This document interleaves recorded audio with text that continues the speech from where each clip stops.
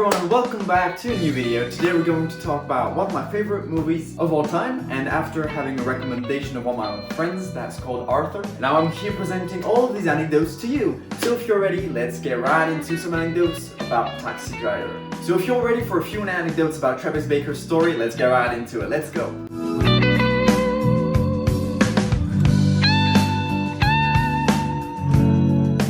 So let's start by saying that the story of Taxi Driver is based a little bit on the story of Paul Schrader. In the 1970s, he was a struggling writer and couldn't sell any of his works. He tried to sell his first screenplay, but it didn't work. He at that time had lost his wife and was slowly sinking into alcoholism, and spent his night wandering the streets of New York City, often frequenting porn cinemas like Travis Baker. So this screenwriter, Paul Schrader, wanted to transpose Albert Camus' French novelist's novel The Stranger into an American context. He wrote that script in just 10 days, 1 week for the first draft and 3 days for a review, and more revisions. Now, who was supposed to direct the movie besides Martin Scorsese? Well, actually Robert Mulligan. And Jeff Bridges was actually supposed to play Travis Bickle, which eventually went to Robert De Niro.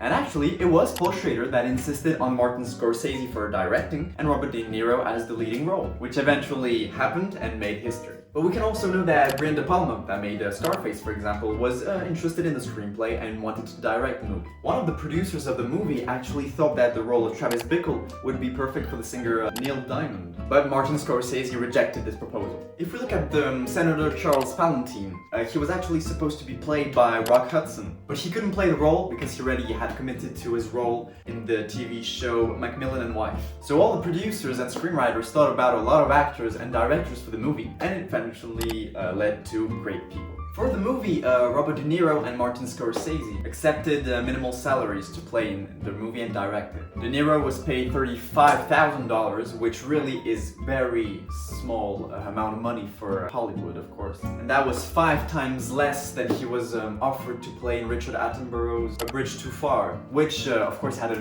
prestigious cast. But he declined and preferred doing Taxi Driver instead. It was a risk career move, but eventually it paid off. This is one of the most famous anecdotes about Taxi Driver, but Robert De Niro, to prepare for his role of Travis Bickle, worked as a taxi driver for a month and studied a lot of forms of mental illnesses to play his character the best he could. Another famous anecdote about Robert De Niro playing Travis Bickle is that he improvised the scene You're Talking to Me, which has become a cult scene, still today, like 50 years later. He got the idea from a Bruce Springsteen concert in the mid-70s, where the audience couldn't stop screaming Bruce, and he just replied, "You're talking to me." And so that inspiration came from there. It's funny to see all these correlations between artists. I really like it. Even between the music industry and the cinema industry, it's really fun to look at. If we look at the role of Sport Matthew, played by Harvey Keitel, what he did to prepare his role was quite different. He actually spent some time with pimps, and the scene where he's dancing with Jodie Foster was improvised as well. So all the classic and cult scenes in Taxi Driver were for most part improvised, which of course is incredible because you can see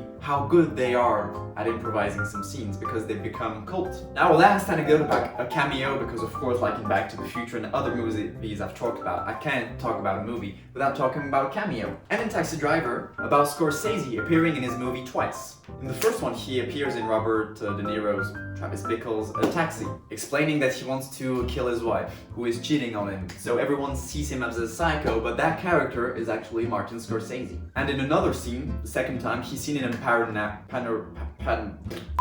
and for the second scene where we see Martin Scorsese, we can see him in a panoramic shot, but it's more brief and he doesn't talk. Well, that's it for Taxi Driver. I really hope you liked this video. It's nearly the holidays for me. I hope it is for you soon too. And thank you to the 56 subscribers on my channel. It's growing little by little, but it's really great to see all of you commenting sometimes. I hope to see you very, very soon. Thank you for joining me. Bye-bye.